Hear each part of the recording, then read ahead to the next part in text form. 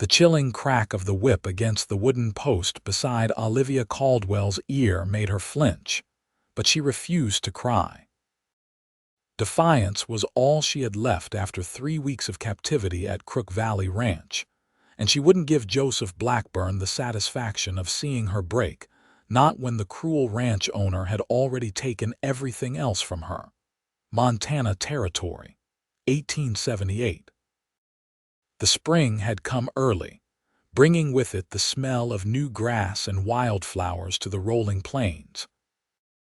But Olivia could only smell the dank scent of the stable where Blackburn kept her during the day, tied to a support beam while she worked sorting tack and mending harnesses until her fingers bled. At night, she was locked in a small storage room attached to the main house, with only a thin blanket and a bucket of water. "Work faster," Blackburn growled, circling her like a predator. His salt and pepper beard couldn't hide the cruelty in his smile. "Those saddles won't clean themselves, and the boys need them by noon." "Yes, sir," Olivia murmured, keeping her eyes down as she scrubbed harder at the weathered leather.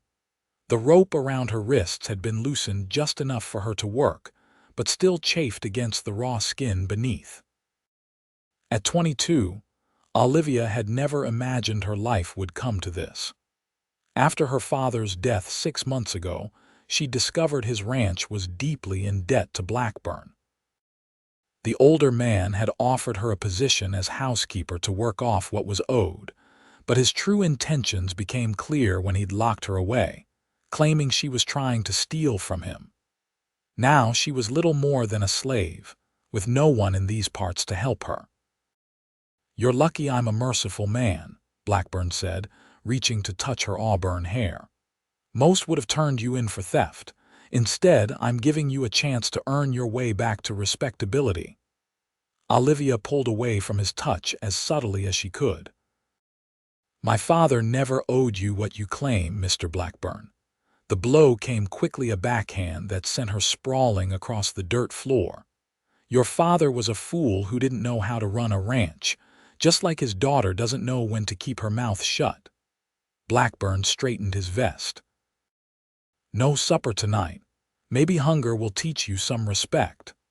As he stalked away, Olivia touched her stinging cheek and fought back tears. Her father had been many things: stubborn, quick-tempered, but never a fool. She knew Blackburn had forged the debt papers, but with no family and no money for a lawyer, she had no way to prove it. The stable door creaked open again, and Olivia tensed, expecting Blackburn's return. Instead, a different silhouette appeared, taller, leaner, backlit by the midday sun. "Mr. Blackburn wants the chestnut saddled for the afternoon ride," a deep voice announced. Olivia recognized him as one of the new hands hired on for the spring cattle drive. He'd arrived just last week, and she'd only glimpsed him from a distance, tall with broad shoulders and a way of walking that suggested he wasn't to be trifled with. "Xavier Zimmerman," she'd heard the others call him. "Yes, sir," she answered automatically, struggling to her feet despite the rope that bound her to the post. Xavier stepped fully into the stable, and in the filtered light, Olivia could see him clearly for the first time. He wore the dust of the trail on his clothes, faded denim pants, a chambray shirt with the sleeves rolled to the elbows, revealing muscled forearms. His dark hat was pulled low, but she could see the strong line of his jaw, shadowed with stubble, and eyes that seemed to take in everything at once. Those eyes widened slightly when they landed on the rope around her wrists. "What's this?" he asked, his voice dangerously quiet as he moved closer. "Mr. Blackburn's orders," Olivia said, turning away to reach for the chestnut saddle. She didn't want his pity. Pity wouldn't free her. But Xavier didn't move toward the horse. Instead, he crouched down to examine the rope that tethered her to the post. "How long has he kept you like this?" The genuine concern in his voice made something crack inside her, a tiny fissure in the wall she'd built to keep herself from breaking down. 3 weeks, she whispered, then straightened her spine. "It's nothing I can't handle." Xavier stood slowly, and she noticed he moved like a man accustomed to dangerous situations, balanced, ready. "No one should be handled this way, miss." Before she could respond, the sound of approaching footsteps made them both freeze. Xavier quickly moved to the chestnut's stall, pretending to examine the animal as one of Blackburn's most loyal hands, Tim Miller, appeared at the stable entrance. "Zimmerman, boss wants to see you about the north pasture fence," Miller called out, eyeing Olivia with the same disdain he always showed her. "I'll be right there," Xavier answered easily, though Olivia noted how his hand had instinctively moved to rest near the holstered revolver at his hip. When Miller left, Xavier turned back to her. "What's your name, Olivia?" "Olivia Caldwell." "Miss Caldwell," he said, tipping his hat slightly, "I'd be obliged if you'd have that chestnut ready in an hour." Something in the way he emphasized the time frame made her look up sharply. Their eyes met, and in that moment, Olivia felt the first spark of hope she'd experienced in weeks. "1 hour," he repeated meaningfully, then strode out of the stable. For the next 60 minutes, Olivia worked with renewed energy, her mind racing. Was he planning something, or had she imagined the significance in his words? She saddled the chestnut as requested, then returned to cleaning tack, all while counting the minutes. At precisely the 1 hour mark, the stable door opened again. Xavier entered, followed by 2 other ranch hands who engaged in loud conversation about the upcoming cattle drive. While they examined the horses in the far stalls, Xavier approached Olivia. "Stand up," he murmured, his back to the others. "When I move to check the chestnut's saddle, I want you to slip outside and wait behind the woodpile. Can you do that?" Olivia's heart hammered in her chest. "Yes," she whispered, but the rope in one swift motion, Xavier produced a knife from his boot and sliced through her bonds. "Count to 20, then go. Don't run until you're out of sight of the main house." Before she could thank him, he raised his voice. "This saddle isn't secured properly." He moved to the chestnut's stall, drawing the attention of the other hands. "Come look at this cinch. It would have given way before Blackburn made it a mile." While the men gathered around the horse, Olivia silently counted to 20. When they were all engaged in examining the saddle, she slipped out the side door, her legs trembling with fear and excitement. The afternoon sun momentarily blinded her, but she kept moving, staying low and close to the building until she reached the woodpile. Hidden from view, she waited, massaging her raw wrists and trying to quiet her breathing. Minutes passed. The shadows lengthened. Had something gone wrong? Had Xavier been caught helping her? The thought of him facing Blackburn's wrath because of her made her stomach clench. Just as she was considering whether to risk looking around the woodpile, she heard soft footsteps approaching. She tensed, ready to run. "Miss Caldwell." Xavier's voice was barely audible. "Here," she breathed. He appeared beside her, leading a dappled gray mare already saddled and bridled. He handed her a small bundle. "Provisions," he explained. "Not much, but enough to get you to Mill Creek. There's a woman there, Martha Wilson, who runs a boarding house. Tell her Xav sent you." Olivia took the bundle, overwhelmed. "Why are you helping me?" Xavier's expression hardened. "I've seen men like Blackburn before. What he's doing isn't just wrong, it's criminal. Now we need to move." The men are distracted with a broken fence line to the east, but Blackburn will be back from town by dusk. He helped her mount the mare, his hands strong and sure at her waist. Once she was settled, he handed her the reins. "Follow the creek south for 5 miles, then cut west when you reach the Split Oak. It'll take you to the main road to Mill Creek. Stay off open trails until you're well away from here." Olivia looked down at him, this stranger who was risking everything to help her. "What about you?" "When Blackburn discovers I'm gone, I'll claim the horse spooked and ran off. I was hired to mend fences and wrangle cattle, not keep track of skittish mares." A small smile touched his lips. "Don't worry about me, Miss Caldwell. I can handle Joseph Blackburn."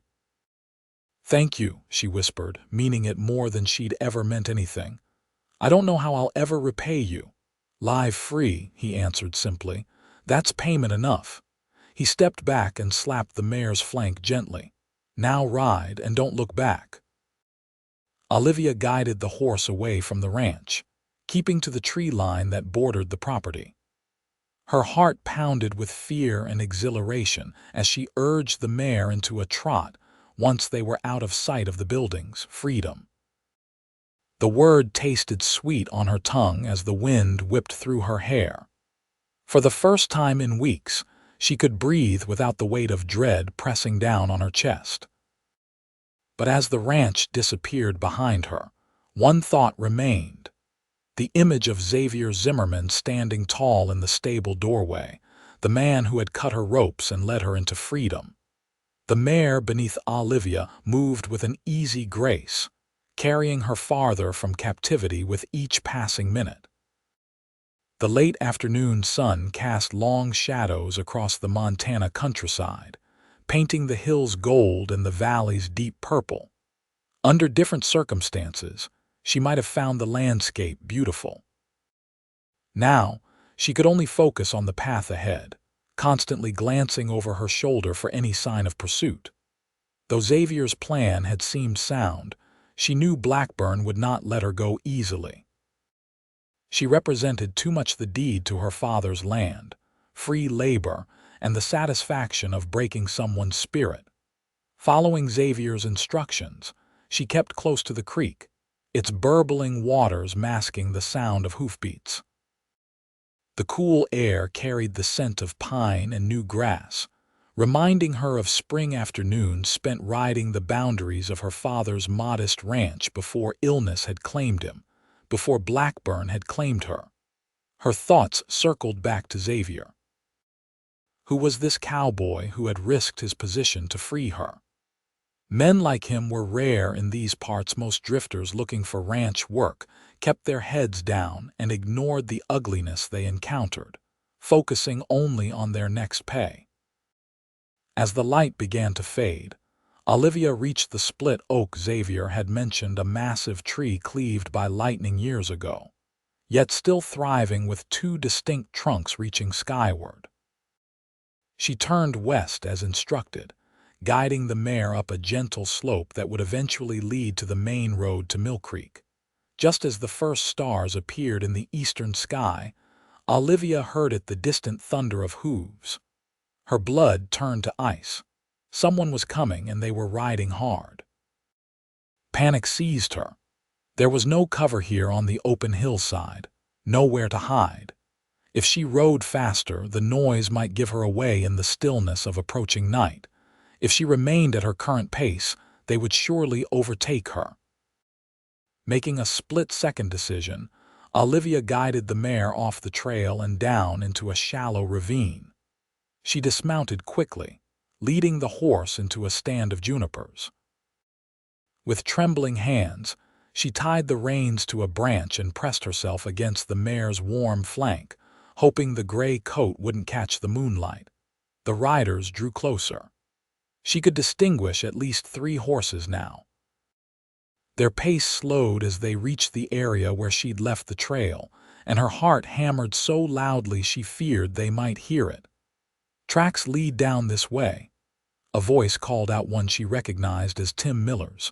"Spread out," another voice ordered. "She can't have gone far." Not Blackburn's voice, she noted with slight relief, but that of his foreman, Silas Ridd, a man nearly as cruel as his employer. Olivia held her breath as the sounds of horses moving through brush came closer to her hiding spot. The mare beneath her hand shifted nervously, sensing her fear. She stroked the animal's neck, silently pleading for it to remain quiet. "Miller, check that ravine," Reed shouted. Hoofbeats approached her hiding place. In desperation, Olivia grabbed a stone and flung it as far as she could in the opposite direction. The small noise of it landing among dried leaves was enough. Miller's horse turned toward the sound. "Something's moving over there," he called out. The riders converged away from her position, giving Olivia precious seconds.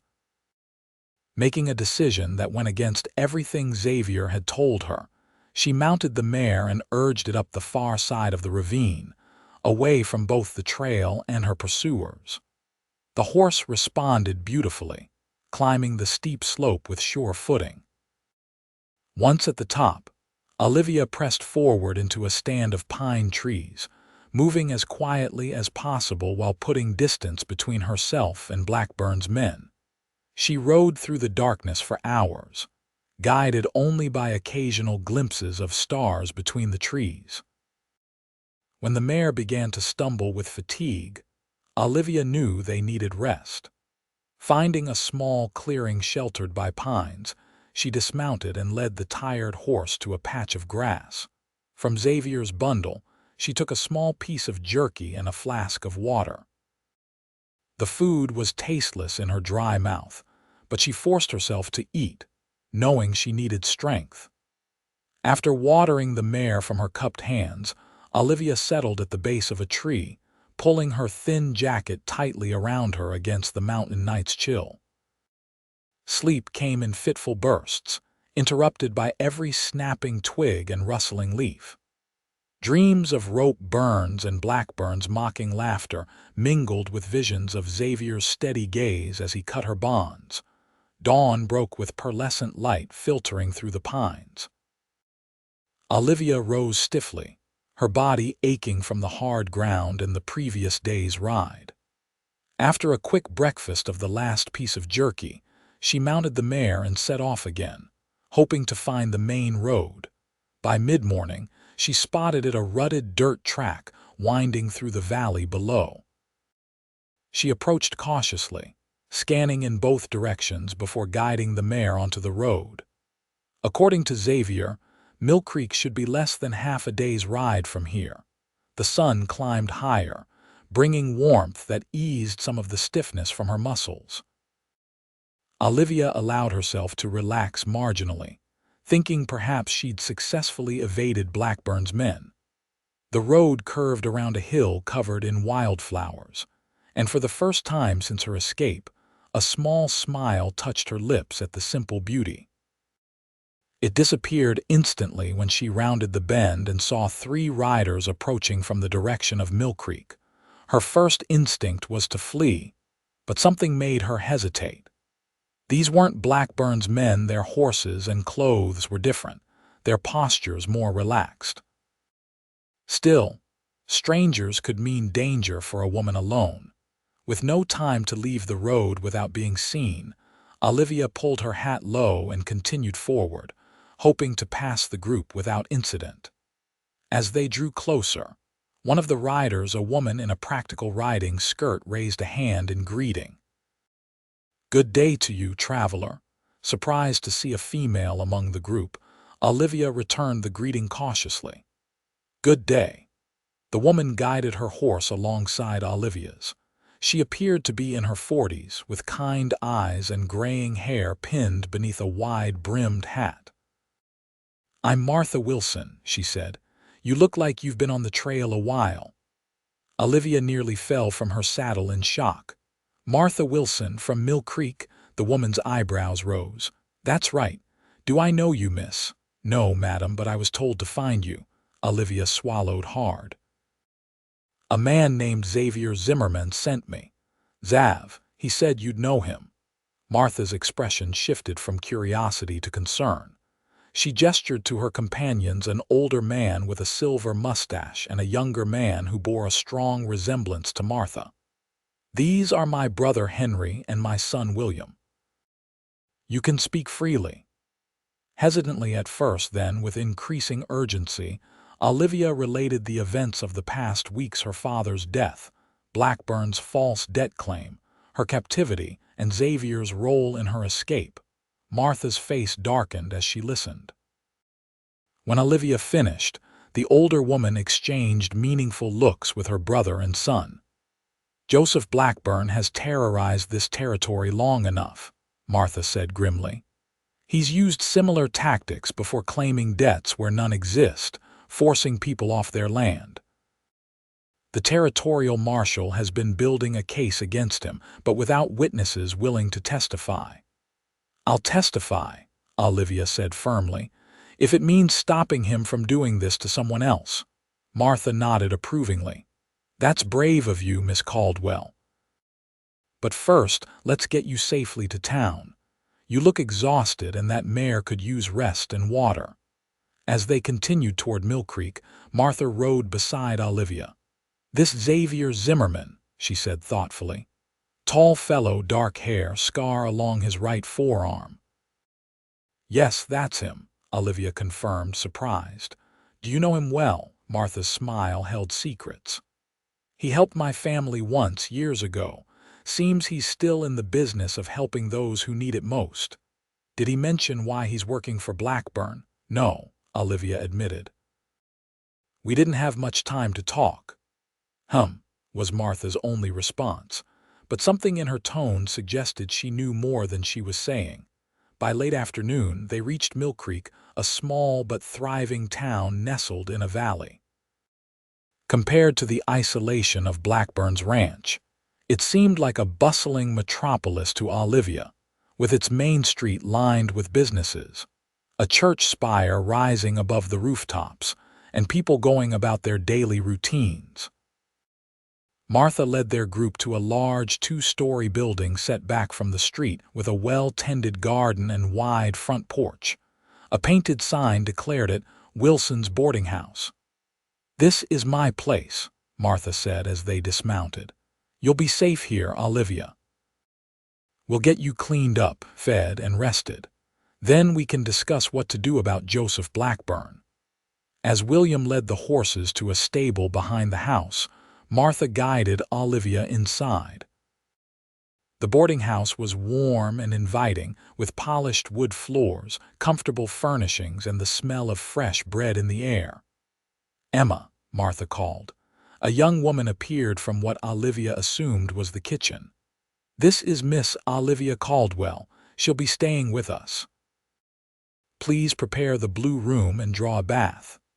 "Yes, Mrs. Wilson," Emma replied, giving Olivia a curious but friendly glance before hurrying upstairs.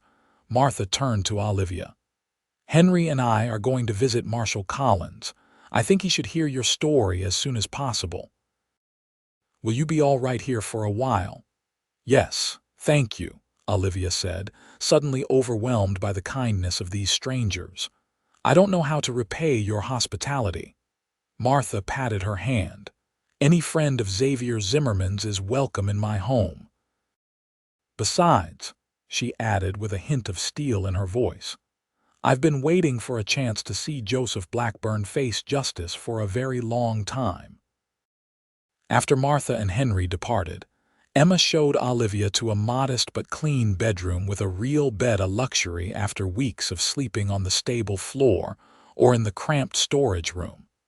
The promised bath awaited in an adjoining room, steam rising invitingly from the copper tub. "Mrs. Wilson said to provide you with clean clothes," Emma explained, placing a folded bundle on the bed. "These belonged to her daughter before she married and moved to Helena. They should fit well enough." Left alone, Olivia sank into the hot water with a sigh that came from her very soul. As she scrubbed away the dirt of captivity and escape, tears began to flow, tears of relief, exhaustion, and lingering fear. What if Blackburn found her here? What if Xavier was punished for helping her? And beneath those worries, a deeper question formed. Would she ever see him again, the quiet cowboy with steady hands who had given her back her freedom? Clean, dressed in borrowed clothes that felt remarkably fine against her skin, and with her hair brushed and braided, Olivia made her way downstairs. She found William in the dining room, setting the table for the evening meal. "Feeling better, Miss Caldwell?" he asked with a friendly smile. "Much better, thank you," she replied, "though I feel I should be helping rather than being waited upon." William chuckled. "Mother would have my hide if I put a guest to work on her first day, but if you're staying a while, I'm sure she'll find plenty for you to do. She believes idle hands lead to melancholy thoughts."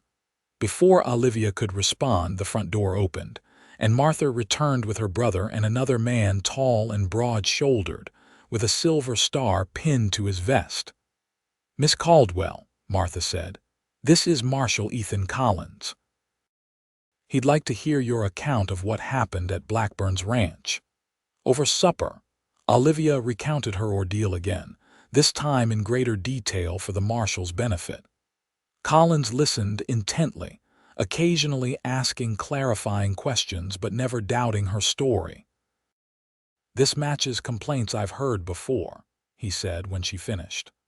"Blackburn's been careful to target people without family connections or the means to fight back legally, but with your testimony and the evidence of your treatment." He gestured to her wrists, still raw from the ropes despite Martha's salve. "What happens now?" Olivia asked. "I'll send telegrams to the territorial judge and the federal marshal in Helena," Collins explained. "With your statement and others we've gathered, we should have enough for an arrest warrant. In the meantime, you'll stay here where it's safe." "And what about Xavier Zimmerman?" she couldn't help asking. "Will he be in danger when Blackburn realizes he helped me?" A look passed between Martha and the marshal that Olivia couldn't quite interpret. "I wouldn't worry too much about Mr. Zimmerman," Collins said carefully. "He can take care of himself." That night, lying in a real bed for the first time in weeks, Olivia found sleep elusive despite her exhaustion. Her mind kept returning to Xavier, the gentleness in his hands as he helped her mount, the determination in his eyes as he sliced through her bonds, the quiet strength in his voice as he told her to live free. She wondered if she would ever have the chance to thank him properly. 3 days passed in the relative safety of Mill Creek. Olivia found herself welcomed not just by the Wilsons, but by many in the small community. News of her escape from Blackburn spread quickly, and it seemed the rancher had few friends among the townspeople. On her 4th morning at the boarding house, Olivia was helping Emma in the kitchen when they heard the sound of multiple horses arriving. Peering through the window, she saw Marshal Collins dismounting, accompanied by several armed men. Martha hurried out to meet them, and through the open door, Olivia heard the marshal's announcement. "We've got the warrant for Blackburn's arrest. We're riding out within the hour." Olivia's hands trembled as she set down the mixing bowl she'd been holding. This was the beginning of justice for what had been done to her and, she suspected, to others before her.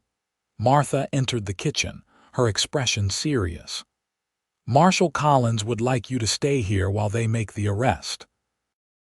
Once Blackburn is in custody, they may need you to identify some of your belongings at the ranch."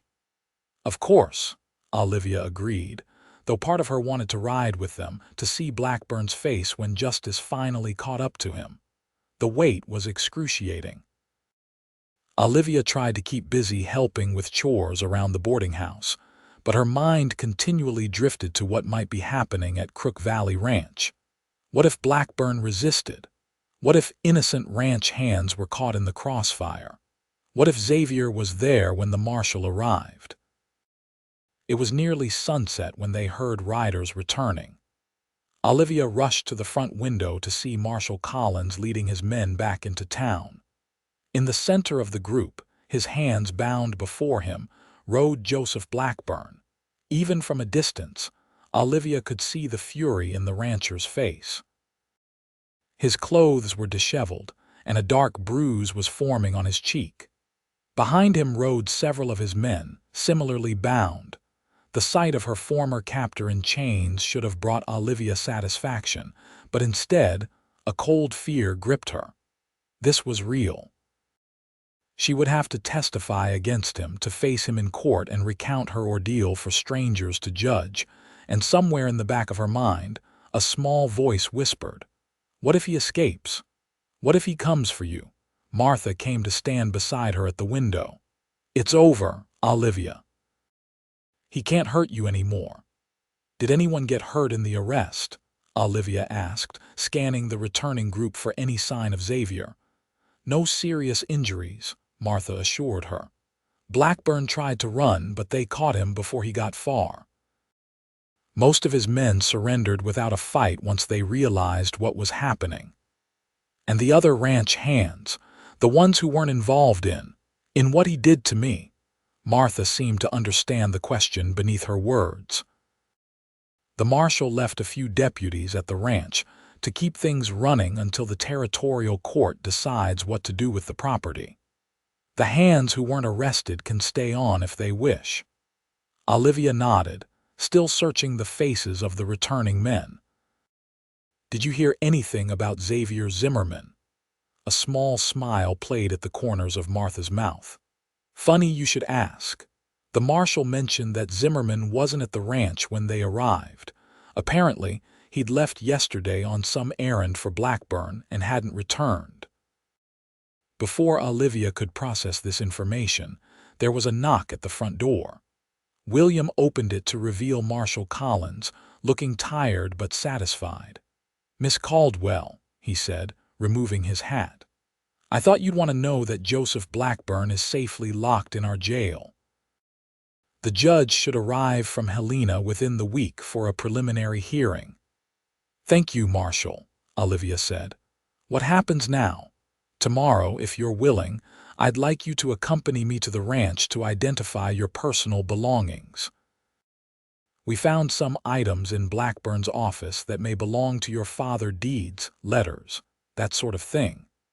The thought of returning to Crook Valley sent a shiver down Olivia's spine, but she straightened her shoulders. "I'll be ready whenever you need me." After the marshal left, Martha insisted Olivia eat a proper supper, though she had little appetite.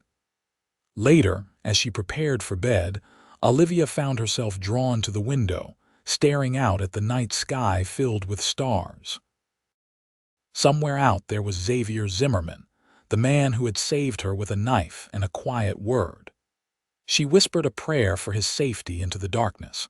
Morning brought clear skies and a cool breeze as Olivia rode beside Marshal Collins toward Crook Valley Ranch. 2 deputies accompanied them, alert for any trouble though they expected none. As they crested the final hill and the ranch buildings came into view, Olivia felt her chest tighten. The place of her captivity looked deceptively peaceful in the morning light, a cluster of well-maintained structures surrounded by corrals and outbuildings, with cattle grazing on distant hillsides. "You all right, Miss Caldwell?" Collins asked, noticing her tension. "Yes," she said firmly. "Just memories." He nodded in understanding. "We'll make this quick. My men have gathered what we believe are personal effects that might belong to you or your father. They're in the main house." As they rode into the ranch yard, several cowboys stopped their work to watch. Olivia recognized a few of the men who had seen her bound in the stable day after day and done nothing. Some looked away in shame as she passed. Others stared defiantly. Collins led her to the main house, a structure she had only glimpsed from afar during her captivity. Inside, it was surprisingly well appointed, with polished furniture and expensive rugs, the home of a man who'd built his fortune on the backs of others. In the study, several boxes had been prepared. "These papers were in Blackburn's safe," Collins explained, showing her a stack of documents. "Some appear to be deeds to properties in the area, including what might be your father's ranch." Olivia examined the papers carefully, her heart racing when she found her father's familiar signature on several documents. "These are ours," she confirmed. "This is the original deed to our homestead. And these letters there from my mother before she died." Relief washed over her.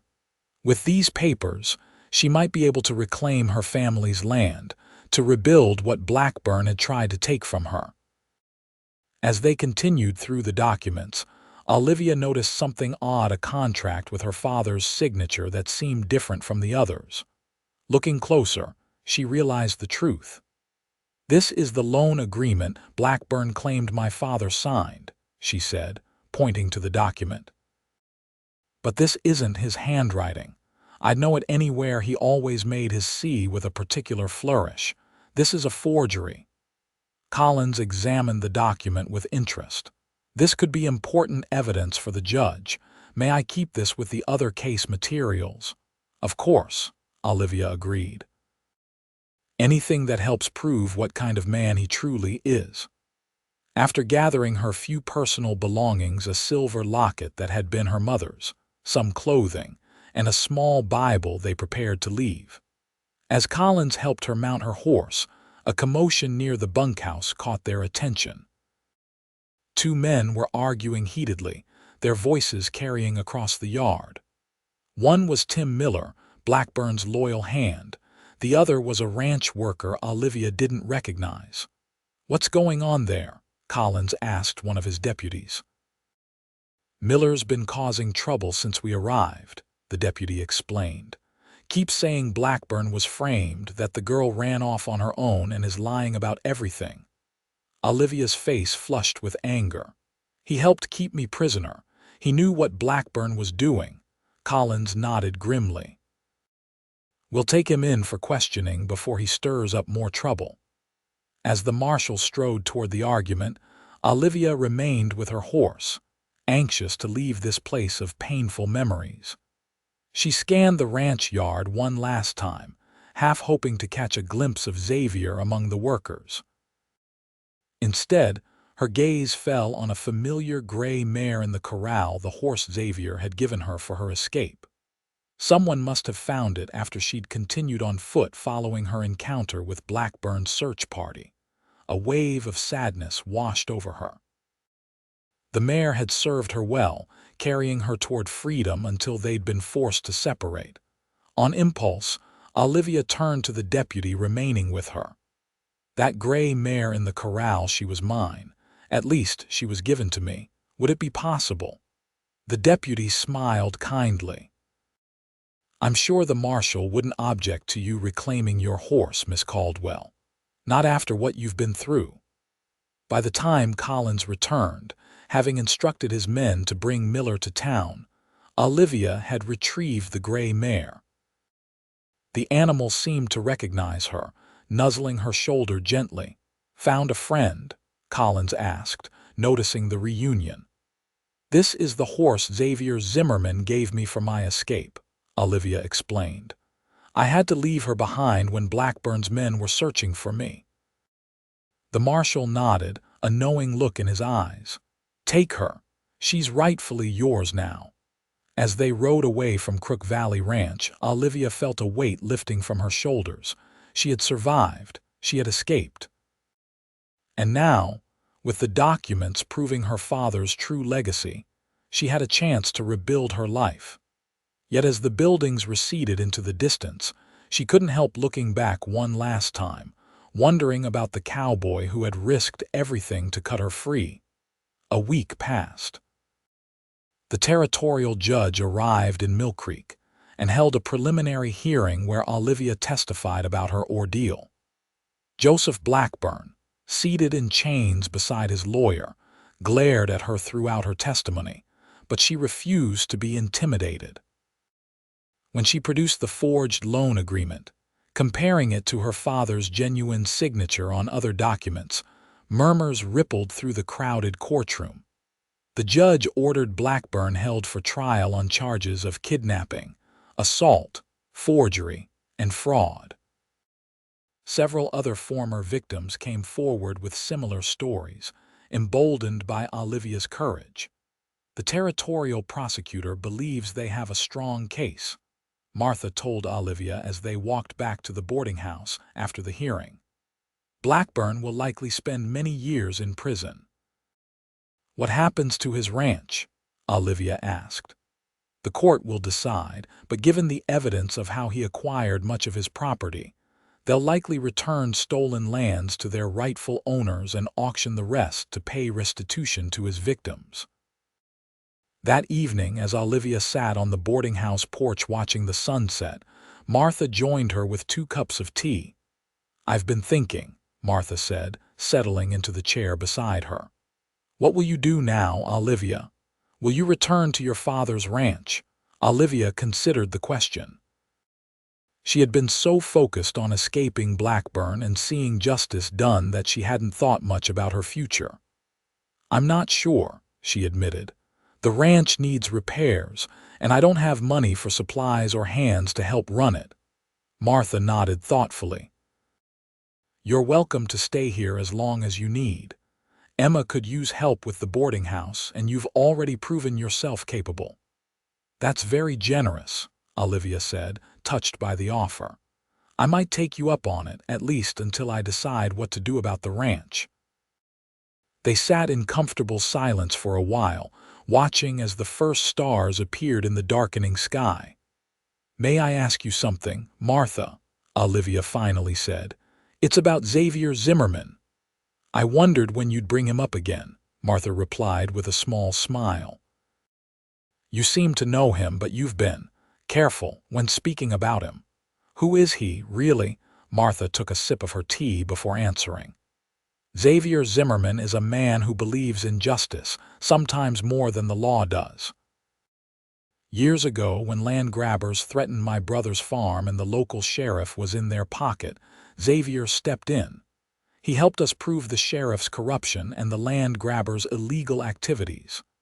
"He's not just a cowboy, is he?" Olivia pressed. "No," Martha admitted. "Though he can ride and rope with the best of them. From what I understand, he works sometimes with the territorial government, sometimes on his own, identifying men like Blackburn who use their power to victimize others. So when he took the job at Blackburn's ranch, he was likely already investigating him," Martha confirmed. "Your situation probably accelerated his timeline."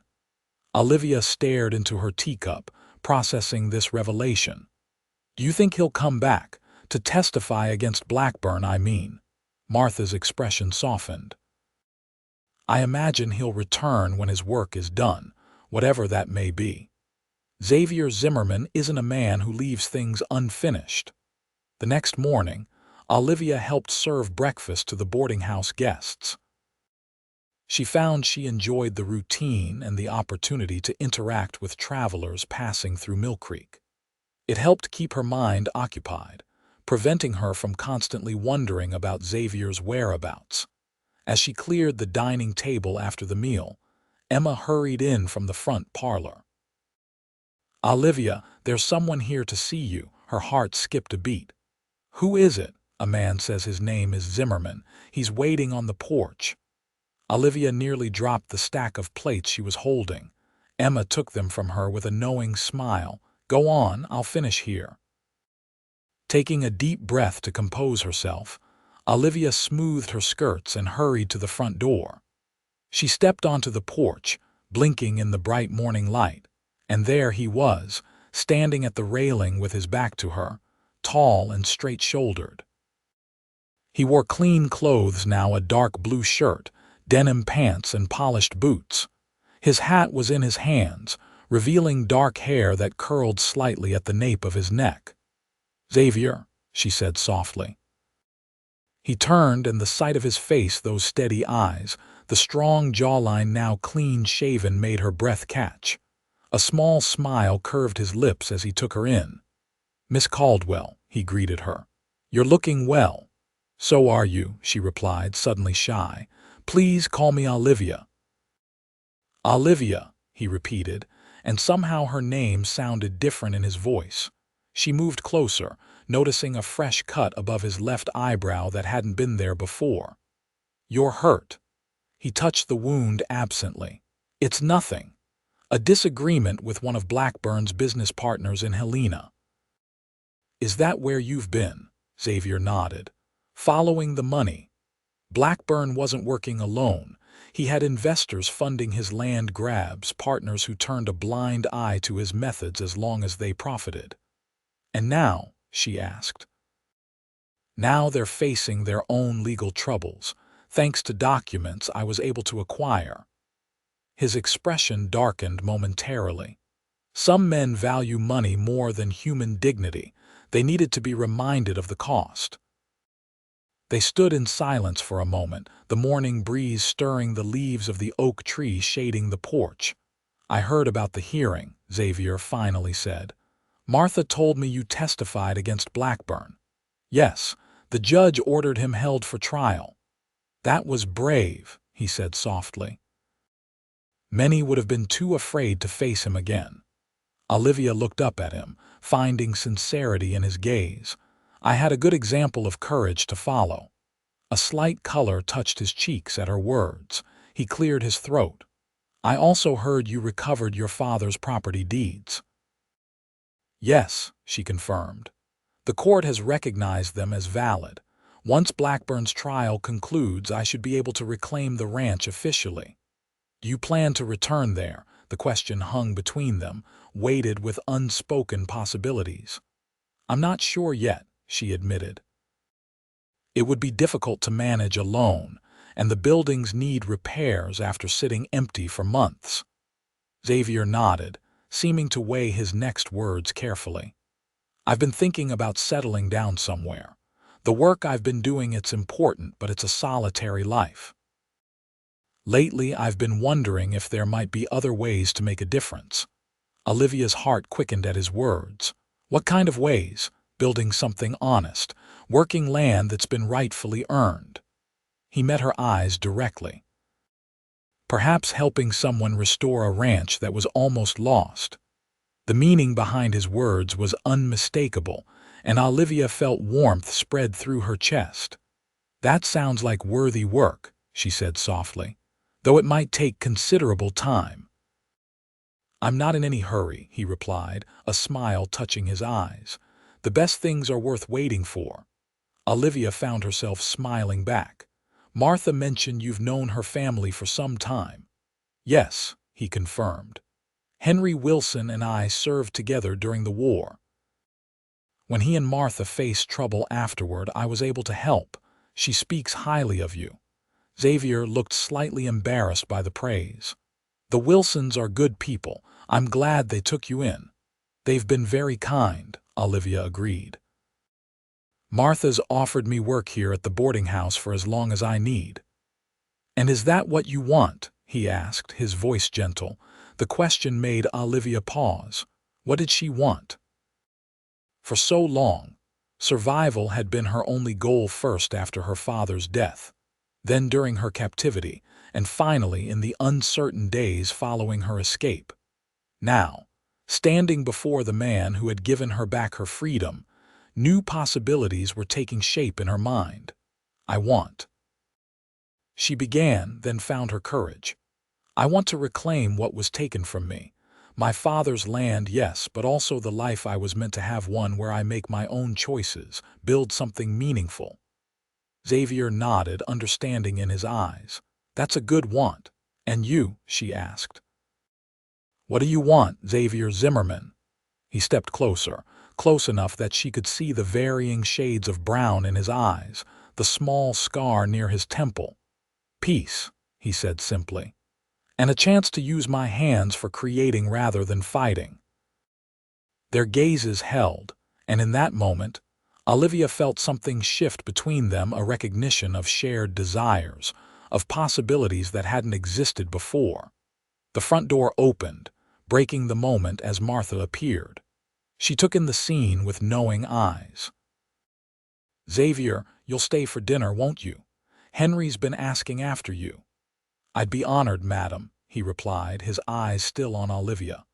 "Wonderful," Martha said. "Olivia, would you mind showing Xavier to the sitting room while I finish some business with the butcher?"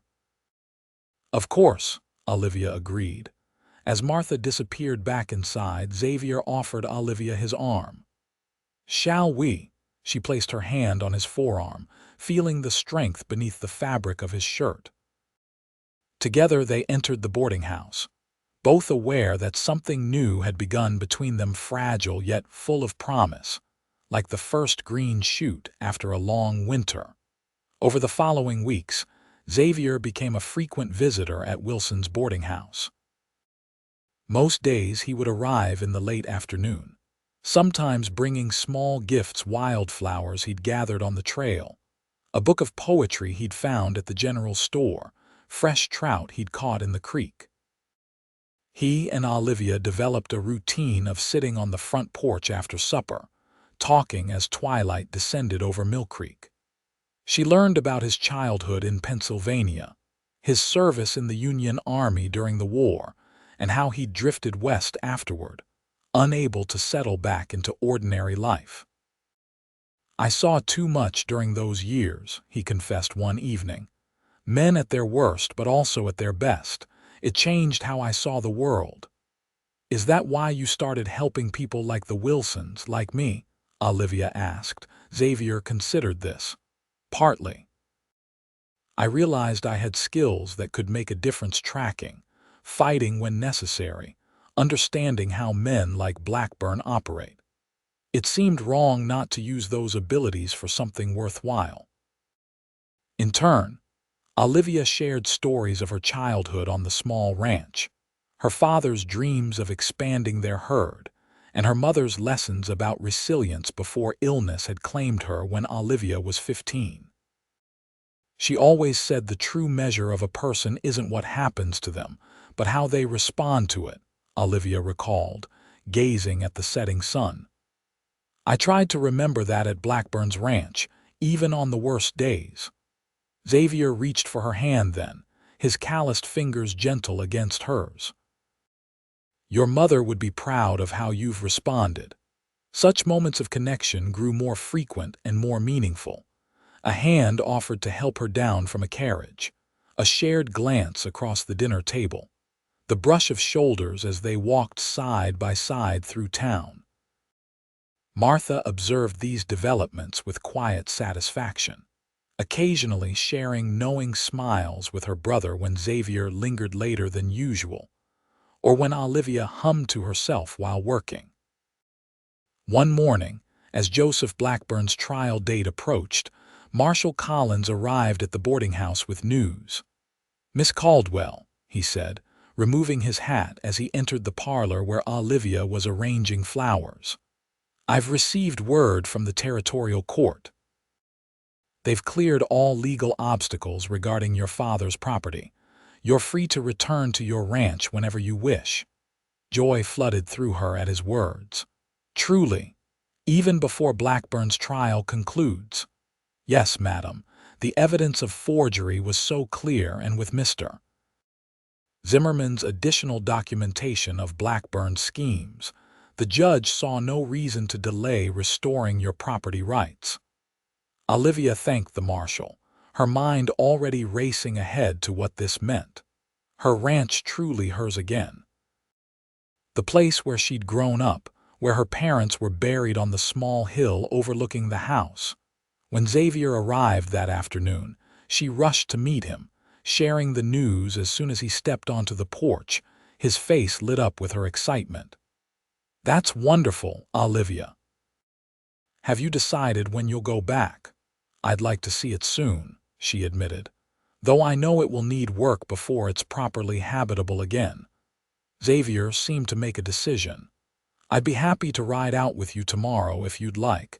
We could assess what needs to be done."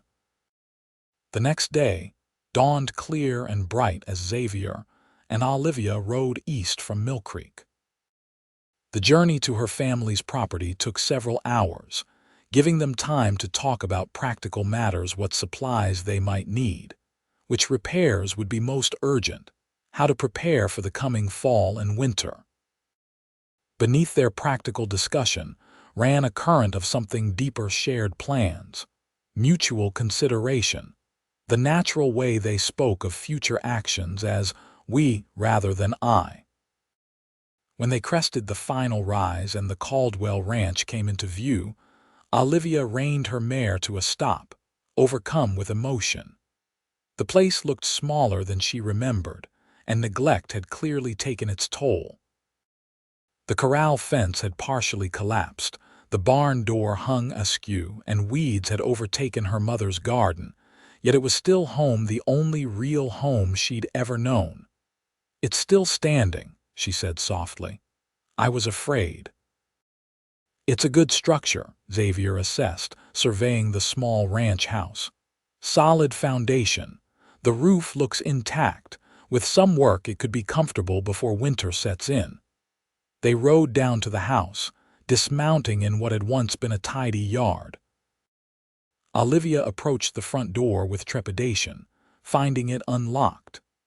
Inside, dust covered everything, but otherwise the house was much as she had left it, her father's chair by the fireplace, her mother's dishes in the cupboard, the small bookshelf with its modest collection of volumes.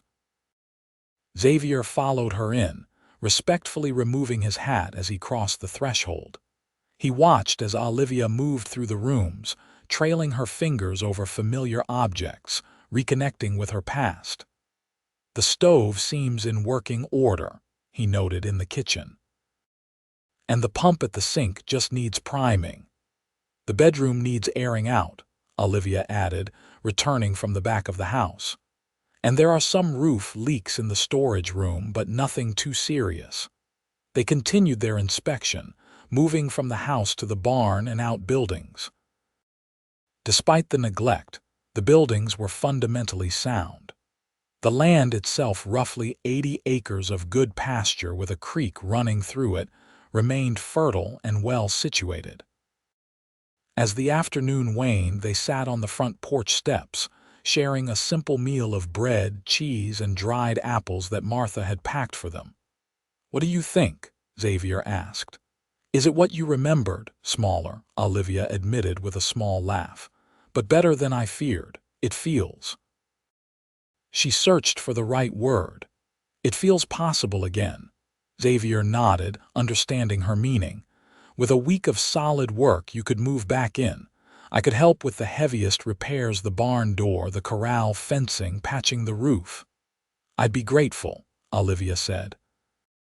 "Though I hate to take you away from your other work." He was quiet for a moment, seeming to choose his words carefully. "I've been thinking about that. I spoke with Marshal Collins last week. The territorial governor is looking to appoint deputy marshals in this region, men who know the area, who understand the challenges local ranchers face." Olivia looked at him with surprise. "You're considering becoming a lawman?" "It would be a way to continue the work I believe in, but with the authority of the law behind me." He met her eyes. "And it would mean staying in one place, putting down roots." The implication hung in the air between them. "Where would you live?" she asked softly. "That depends," he answered, his voice equally soft. "On what?" Xavier set aside his plate and turned to face her fully. "On whether I'd be welcome near here. This is good land. A man could build a life on it." Olivia's heart quickened. "It would take more than one person to run this ranch properly." "Yes," he agreed. "It would." Their eyes held, the moment stretching between them, filled with unspoken hopes. "Olivia," Xavier finally said, "I know we haven't known each other long, not in the ordinary way of things. But I hope we understand each other in ways that matter." She nodded, not trusting herself to speak. "When I cut those ropes from your wrists," he continued, "I didn't know I was cutting myself free too. Free from a life of wandering, of never truly belonging anywhere." He reached for her hand, his touch gentle but sure. "I'm not a man of many words, but I want you to know that whatever you decide about this place, about your future, I'd like to be part of it, if you'll have me." Olivia looked at their joined hands, then up at his face, the face of the man who had risked everything to help a woman he barely knew, who had shown her kindness when she'd forgotten such a thing existed, who now offered her a partnership she had never dared to imagine. "I think," she said carefully, "that this ranch was always meant for a family. My parents built it that way. It would be a shame for it to be anything less." Hope kindled in Xavier's eyes. "And what kind of family do you envision, Olivia Caldwell?" She smiled then, all the uncertainty of recent months giving way to a new certainty. One that begins with us. Xavier's expression transformed, joy breaking across his features like sunrise over the mountains. Slowly, giving her every chance to pull away, he leaned forward and pressed his lips to hers in a kiss that held both tenderness and promise. When they parted, Olivia felt as though something had shifted inside her, the final healing of a wound she hadn't realized was still open. "We should head back to town before dark," Xavier said reluctantly. "But I'll return tomorrow with tools and supplies. We can begin making this place a home again." As they rode back to Mill Creek in the golden light of late afternoon, Olivia felt a profound sense of rightness. Her journey had been difficult, marked by loss, cruelty, and fear, but it had led her here, to this moment, to this man riding beside her. She thought of her mother's words about the true measure of a person being how they respond to what happens to them. Her response would be to build something new from the ashes of what had been taken, to create a life defined not by what she had survived, but by what she would create. And she would not do it alone. In the weeks that followed, Xavier proved true to his word. Each morning he would arrive at the boarding house with his wagon loaded with supplies, lumber, nails, tools, and whatever else was needed for that day's work at the ranch. Olivia would join him, and together they would spend the day repairing, cleaning, and restoring her family home. Other helpers joined them occasionally: Henry Wilson and his son, Emma from the boarding house, even Marshall Collins for an afternoon of fence mending. By mid-August, the ranch house was habitable again. The roof no longer leaked, the windows had been repaired, the floors scrubbed, and fresh paint applied to the exterior. In the barn, Xavier had rebuilt stalls for horses and constructed new feed bins. The corral fencing stood strong once more, ready to contain the small herd of cattle Xavier had helped Olivia purchase from a neighboring rancher. As summer began its slow transition to fall, Olivia prepared to move back to her ranch permanently. Her last evening at Wilson's boarding house was marked by a special dinner Martha arranged in her honor. "We'll miss having you here," Martha said as they enjoyed apple pie at the conclusion of the meal. "But I'm happy to see you returning to your land. Your father would be proud." "You'll all visit often, I hope," Olivia replied, looking around at the faces that had become dear to her: Martha, Henry, Emma, and of course Xavier. "Wild horses couldn't keep us away," Henry assured her with a wink at Xavier. "Especially once you two make it official." Olivia blushed, though the idea of marriage had been increasingly present in her conversations with Xavier. They had agreed to move slowly, to be certain, but both knew where their hearts were leading them. Later that evening, Xavier walked with Olivia in the boarding house garden, the air fragrant with late summer blooms. "Are you nervous about tomorrow?" he asked. "About being at the ranch alone?" "A little," she admitted. "It will be strange at first, but it's time, and you'll be nearby in town." Xavier nodded, though a shadow crossed his face. "I received word today. Joseph Blackburn's trial has been scheduled for next month in Helena." Olivia tensed at the name. "Will I need to testify again?" "Yes. The prosecutor believes your testimony will be crucial." He squeezed her hand. "I'll be there with you. You won't face him alone." "Thank you," she said softly, then gathering her courage, "after the trial, after it's truly finished." "Yes," Xavier prompted when she hesitated. Olivia looked up at him, the man who had become the center of her world. "After it's finished, I think we should discuss our future more definitely. I don't want to wait forever, Xavier." His eyes warmed with understanding and something deeper. "Nor do I. Once Blackburn is sentenced and you're truly free of him, we'll make plans. I promise." The next morning, Xavier drove Olivia to her ranch in his wagon, loaded with the last of her belongings and supplies for the coming weeks. The September air was crisp with early autumn, the countryside ablaze with goldenrod and the first turning leaves. As they approached the ranch, Olivia felt a surge of pride at the transformation. What had been neglected and forlorn just weeks ago now looked cared for again, the house freshly painted, smoke curling from the chimney where Emma had started a fire before returning to town, the corral containing 4 horses including Olivia's gray mare. Inside, the house was warm and welcoming. Curtains that Martha had helped Olivia sew hung at the windows, and a Dutch oven simmered on the stove with a stew for her supper. "Home," Olivia said softly as she stood in the center of the main room. "Home," Xavier agreed, setting down the last of her trunks. He didn't linger long, conscious of propriety now that Olivia would be living alone at the ranch. They had agreed he would visit daily but return to his rented room in town each evening, at least until after their planned wedding. "I'll ride out first thing tomorrow," he promised as he prepared to leave. "We can start on the north pasture fence." Olivia walked him to his wagon, suddenly reluctant to see him go. "Xavier," she said, catching his hand, "thank you for everything." He turned to her, his expression tender.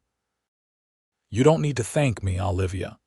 Everything I've done has been because he paused, then continued with quiet certainty, because I love you." It was the first time he had said the words, though they had been implicit in his actions for weeks. Hearing them spoken aloud made Olivia's heart soar. "I love you too," she replied, the words coming easily, naturally. Xavier's smile was radiant as he bent to kiss her, a kiss filled with promise and future mornings waking in the same house, future evenings by the same fire. That night, alone in her childhood home, Olivia slept more peacefully than she had in months. The weeks leading up to Blackburn's trial passed in a rhythm of work and planning. Each day brought Xavier to the ranch, where they labored side by side preparing for winter, stocking the root cellar, repairing outbuildings, ensuring the livestock had adequate shelter. In the evenings before Xavier returned to town, they would sit together on the porch or by the fire, discussing their hopes for the future. They decided to marry in the spring, after the worst of winter had passed. Xavier would continue pursuing the deputy marshal position while helping Olivia run the ranch. Eventually, they hoped to expand their herd and possibly their family as well. 3 days before they were scheduled to travel to Helena for Blackburn's trial, Xavier arrived at the ranch looking troubled. Olivia was in the kitchen baking bread, but she immediately sensed his unease. "What's wrong?" she asked as he hung his hat on the peg by the door. Xavier sat heavily at the table, running a hand through his hair. "I just came from town. There was a telegram from Marshal Collins. He's already in Helena for pre-trial matters." "And," Olivia prompted when he hesitated, "there was an incident during prisoner transfer. Blackburn attacked one of the guards and tried to escape." Olivia's hands stilled in the dough. "Did he succeed?" "No," Xavier assured her quickly. "They subdued him, but he was injured in the struggle, badly injured. They're not sure if he'll survive to stand trial." Olivia absorbed this information, unsure how to feel. Part of her wanted to see Blackburn face justice in a courtroom, to watch as he was sentenced for his crimes. Another part would be relieved to never have to see his face again. "What does this mean for us?" "For the trip to Helena, Collins says to proceed as planned for now. If Blackburn's condition changes, he'll send word." Xavier reached across the table to take her flour-dusted hands. "Are you all right?" "Yes," she said after a moment. "I think so. It's just strange to think he might die before facing judgment for what he did." "He'll face judgment one way or another," Xavier said quietly. "If not from the territorial court, then from a higher authority." They departed for Helena 3 days later, traveling by stagecoach along with Martha, who had been called as a witness regarding Olivia's condition when she first arrived in Mill Creek. The journey took 2 full days, with an overnight stay at a wayside inn. Upon their arrival in the territorial capital, they checked into a modest hotel near the courthouse. Marshal Collins met them there with news. "Blackburn is recovering," he informed them. "The trial will proceed as scheduled the day after tomorrow."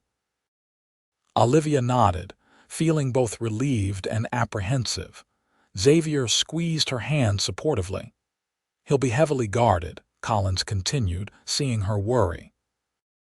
"And I've arranged for you to have a private waiting room at the courthouse, so you won't have to encounter him except during your testimony." The trial began on a clear October morning. The courthouse was crowded with spectators, some merely curious, others former victims of Blackburn's schemes hoping to see justice served. Olivia sat between Xavier and Martha in the witness waiting room, her hands clenched tightly in her lap as they listened to the opening statements through the partially open door. When she was finally called to testify, Xavier walked with her to the courtroom entrance. "Remember," he said softly, "you've already won. Whatever happens in there, he can't hurt you anymore." Olivia nodded, drawing strength from his steady presence. Then she straightened her shoulders and entered the courtroom. Joseph Blackburn sat at the defense table, his face leaner than she remembered, with a new scar along his jaw from his escape attempt. As she passed, his eyes locked onto hers with the same cold hatred she remembered from her captivity. But this time, Olivia did not look away. She met his gaze steadily until he was the one to break contact. Her testimony was clear and unwavering. She described her father's death, Blackburn's false claims of debt, her captivity, and her escape with Xavier's help. When questioned about the forged documents, she identified them confidently, pointing out the discrepancies in her father's supposed signature. The defense attorney's attempts to discredit her fell flat against her composed responses. By the time she was excused from the witness stand, the mood in the courtroom had shifted palpably against Blackburn. Outside in the corridor, Xavier was waiting. "You were magnificent," he told her, pride evident in his voice. The trial continued for 3 more days. Xavier testified about what he had found at Blackburn's ranch and the documents he had gathered from Blackburn's business partners in Helena. Martha spoke of Olivia's condition upon arriving in Mill Creek. Other witnesses came forward with similar stories of intimidation, forged documents, and threats. On the 4th day, the jury returned with their verdict, guilty on all counts. The judge sentenced Joseph Blackburn to 20 years in the territorial prison. As the bailiffs led Blackburn away, he turned toward where Olivia sat with Xavier. "This isn't finished," he spat. "You think you're safe, girl. You think the rest of his threat was cut off as the bailiffs roughly removed him from the courtroom." Xavier's arm tightened protectively around Olivia's shoulders. "It's over," he assured her. "He can't hurt anyone anymore." That evening they celebrated with Martha, Marshal Collins, and several others who had helped build the case against Blackburn. The mood was one of relief and vindication, though Olivia remained quieter than the others, processing the day's events. Later, as Xavier walked her back to her hotel room, she finally gave voice to her thoughts. "I should feel triumphant, shouldn't I? He's going to prison for a very long time." Xavier considered her question carefully. "There's no should about how you feel, Olivia. What you went through, it leaves marks that don't disappear just because justice is served." She nodded, grateful for his understanding. "When he made that threat in the courtroom, for a moment I was back there tied to that post, afraid." "That's natural," Xavier said. "But remember this, you're not alone anymore. Whatever comes, we face it together." Outside her hotel room door, he took both her hands in his. "Try to rest. Tomorrow we head home. Home." The word filled her with warmth despite the lingering shadows of the day. "I love you, Xavier," she whispered. He kissed her gently. "And I love you, now and always."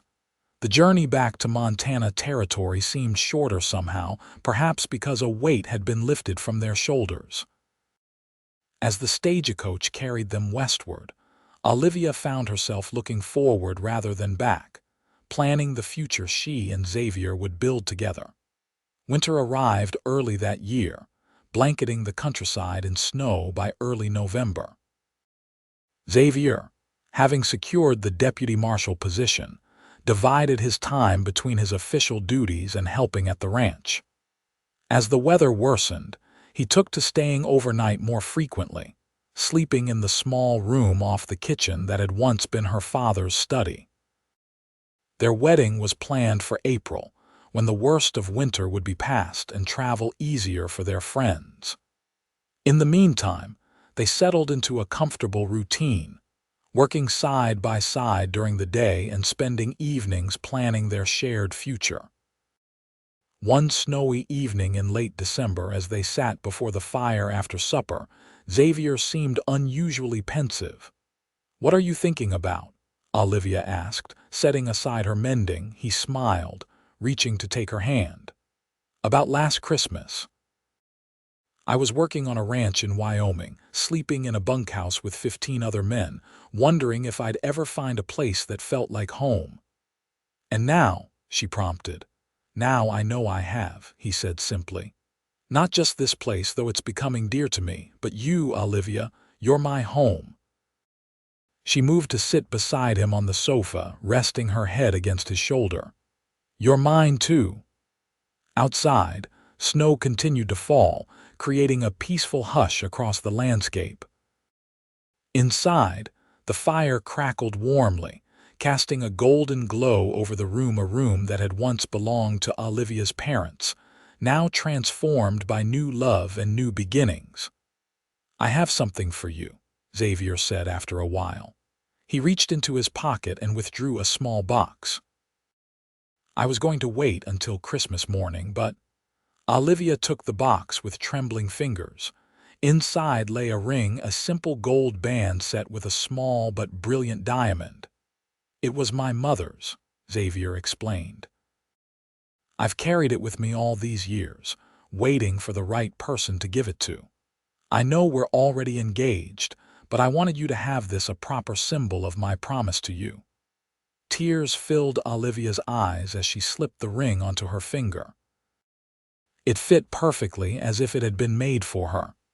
"It's beautiful," she whispered. "I'll treasure it always."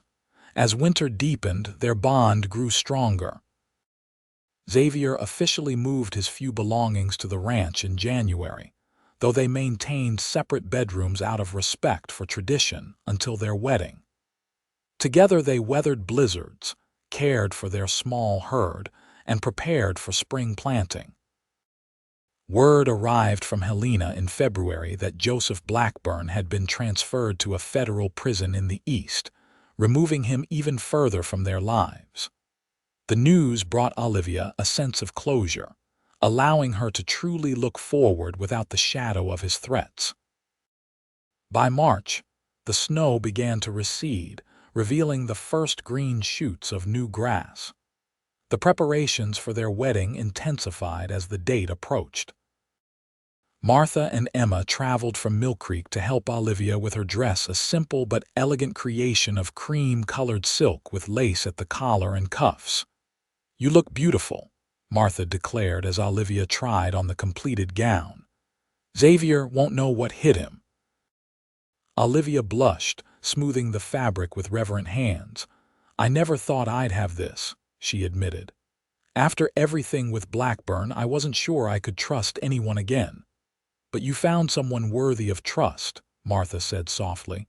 "Someone who sees your strength and your heart." "Yes," Olivia agreed. "I did."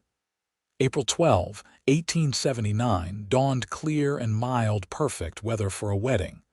The ceremony was held on the ranch, beneath an arch Xavier had constructed near the spot where Olivia's parents were buried.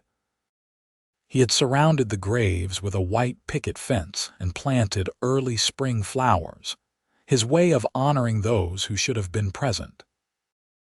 Guests arrived throughout the morning: the Wilsons, Marshall Collins, neighbors from surrounding ranches, and townsfolk from Mill Creek who had come to know and respect the couple.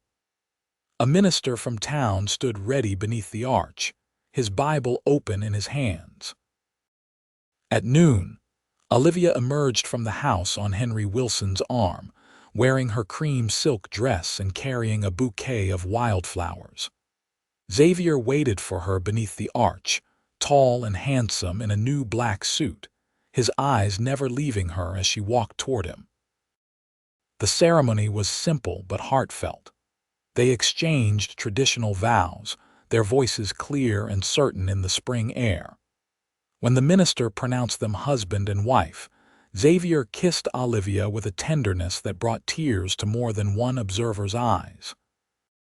The celebration continued well into the evening, with food, music, and dancing in the barn that Xavier had cleared and decorated for the occasion. As twilight fell, lanterns were lit, casting a warm glow over the festivities. "Are you happy, Mrs. Zimmerman?" Xavier asked as they swayed together to a fiddle's slow melody. Olivia looked up at him, her husband, her partner, her savior in more ways than he would ever know.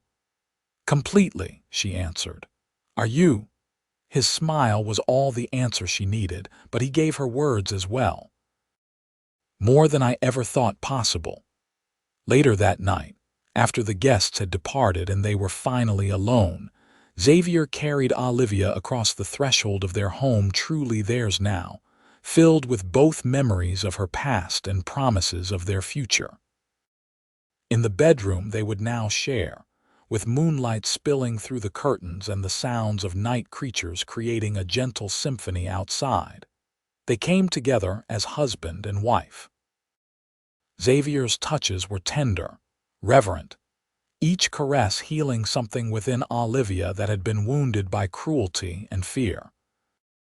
In his arms, she found not just passion but completion, the final closing of a circle that had begun that day in a dusty stable, when a quiet cowboy had cut the ropes from her wrists and led her into freedom.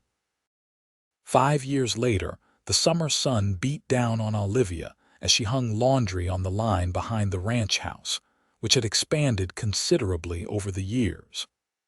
A new wing had been added to accommodate their growing family, and the barn had been rebuilt to house a larger herd of cattle and horses. From the corral came the sound of Xavier's voice as he instructed their 4-year-old son, James Henry Zimmerman, on the finer points of brushing a pony. "Gentle strokes, Jamie," Xavier was saying. "That's it. Daisy likes when you're gentle with her." Olivia smiled as she pinned a small dress to the line. Their daughter, Sarah Martha, not quite 2, was napping inside, watched over by Emma Wilson, who had married William the previous year and occasionally helped at the ranch. So much had changed in 5 years. The Zimmerman Ranch, as it was now known, had prospered under their joint care. Xavier's position as deputy marshal had expanded to include responsibility for a wider territory, though he managed to balance his duties with ranch work and family life. Joseph Blackburn was a distant memory now, his name rarely mentioned. They had learned of his death in prison 3 years earlier, an event that had brought Olivia neither joy nor sorrow, merely a quiet sense that a chapter had truly closed. Finishing with the laundry, Olivia shielded her eyes against the sun to watch her husband and son. Xavier knelt beside Jamie, his patient hands guiding the boy's smaller ones as they brushed the pony's mane. His dark hair, now streaked with the occasional silver strand, caught the sunlight as he turned to say something that made Jamie laugh. Love swelled within her love for this man who had restored her faith in humanity, who had built a life with her based on mutual respect and shared dreams, who approached fatherhood with the same quiet competence he brought to everything. As if sensing her thoughts, Xavier looked up, catching her gaze across the yard.